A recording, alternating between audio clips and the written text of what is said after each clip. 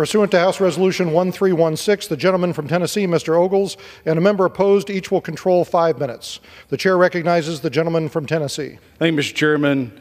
The Section 1260H was established by the fiscal year 21 NDAA to blacklist Chinese companies with close ties to the People's Liberation Army, as well as other companies, so-called civil-military fusion contributors. The FY 2023 NDAA went even further, applying sanctions for those entities on the list. Section 1260H additionally certainly hurts a company's shareholder value, which is the point.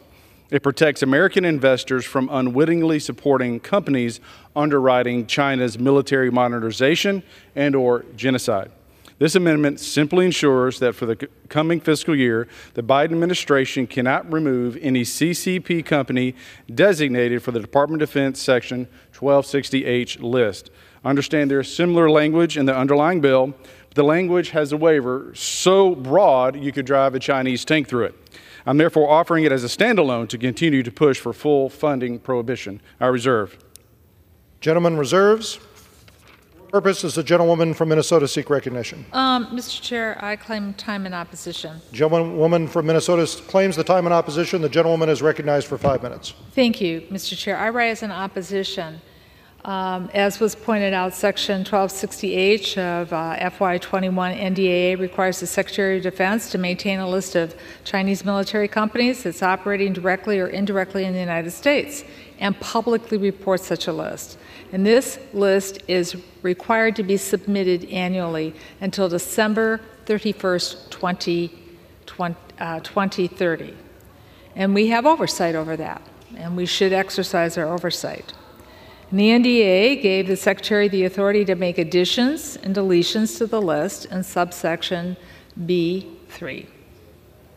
The FY25 bill already includes this provision consistent with current law. So this has been the law since FY 2021 when the NDAA required the Secretary of Defense to maintain these lists.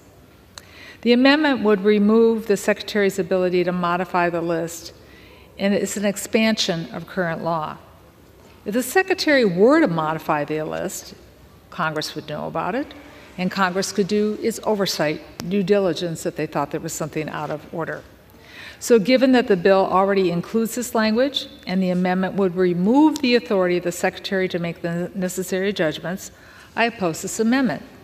Because this amendment, and if the gentleman can correct me if I'm wrong, would suppose that the Secretary would disregard the law flagrantly and not fulfill their obligation. And I believe the Secretary will, whether it's a Republican Secretary of Defense or a Democratic Secretary of Defense, fulfill the law, do their work correctly.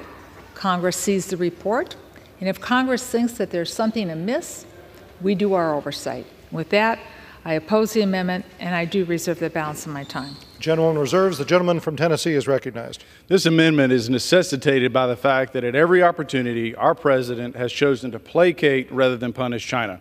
Appeasement has long been a failed strategy, and it continues to fail us today. Last year, Joe Biden unilaterally removed 27 CCP entities from the Commerce's unverified list, all to ensure that Gina Raimondo could simply secure a meeting with her CCP counterpart.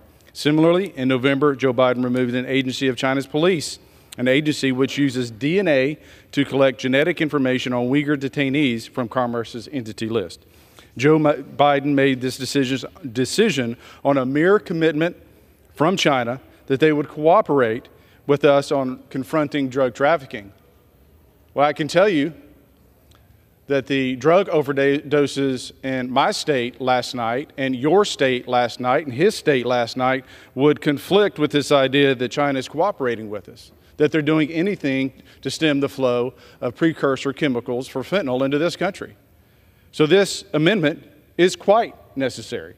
And she's right. It amends the law. It removes the Secretary's ability to do so, and it puts Joe Biden in a box where hopefully he can't get lost. I reserve. Gentleman reserves. Gentlewoman from Minnesota is recognized. I'm in opposition. I have the right to close, do I not, Mr. Chair?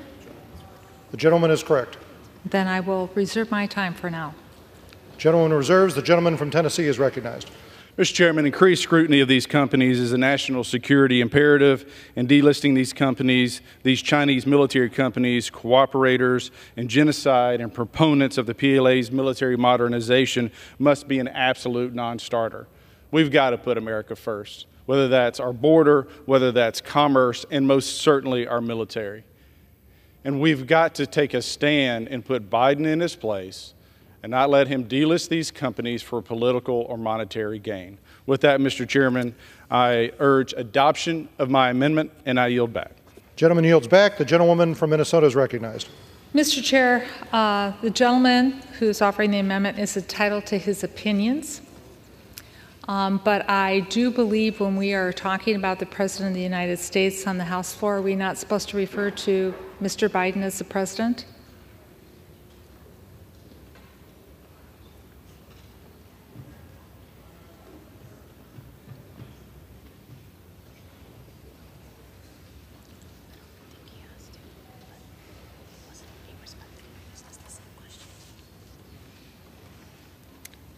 I see the parliamentarians are discussing this. I won't ask for any more time to have you answer the question because they would give you the advice on that.